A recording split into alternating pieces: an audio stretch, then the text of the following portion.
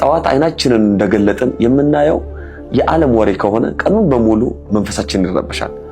ቅዱስ ባስልዮስ ዘቂሳርያ እንዲህ ይላል፣ ፀሐይ ሳትወጣ በፊት ፈጣሪን ለማመስገን ቀድመ ተገኝ። ካልጋዬ ወርጄ ፊቴን ታጥቤ በጸሎት ፈጣሪን እስካላመሰገንኩ ድረስ ዳታ አልከፍትም ብለን የቀኑን መጀመሪያ ሐሳባችንን ለእግዚአብሔር መስጠት ይገባል።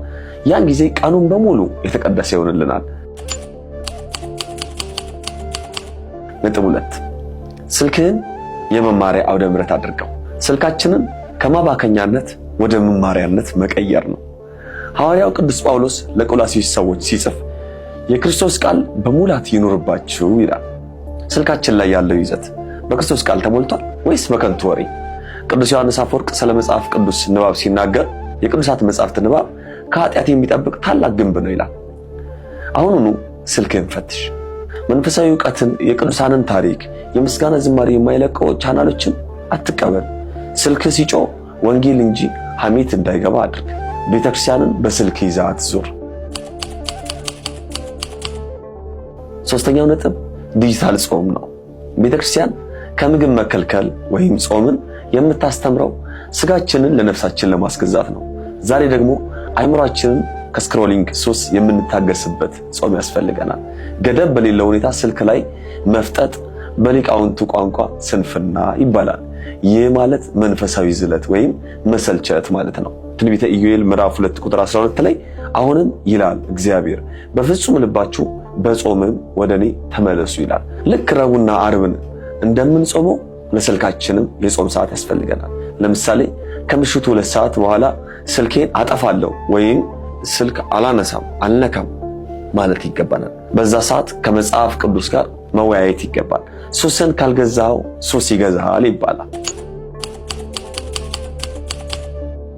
አራተኛውና በጣም ወሳኙ ነጥብ አይንን መጠበቅ ነው። አይን የነፍስ መስኮት ነው። በማህበራዊ ሚዲያ የምናያቸው ምስሎች በቀጥታ ልባችን ላይ ይታተማሉ።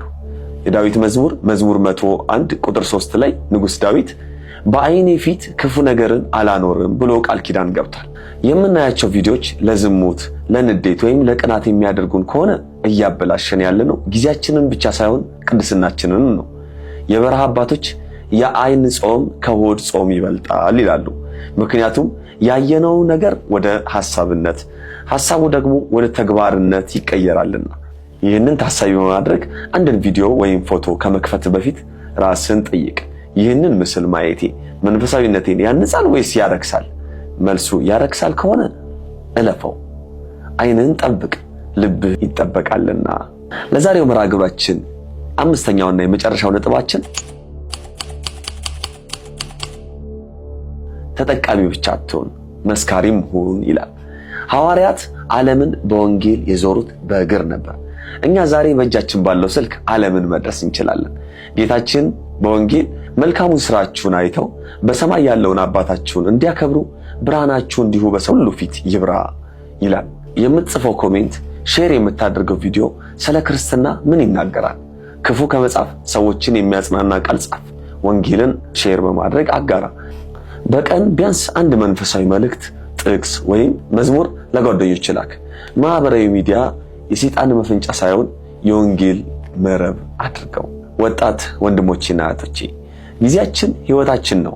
እግዚአብሔር የሰጠንን ይህን ውድ ጊዜ በስልክ ስክሪን ውስጥ አናምክነው። ጠዋት በኩራትህን ለጌታ ስጥ። ስልክህን መማሪያ አድርገው። የዲጂታል ጾም ጀምር። አይንህን ጠብቅ። ወንጌልን ስበክ፣ መስክር። እግዚአብሔር ጊዜያችንን ባርኮ በንስሐ ተመላልሰን ለመንግስቱ የሚያበቃ ስራ እንድንሰራ ይርዳን። በዚህ ትምህርት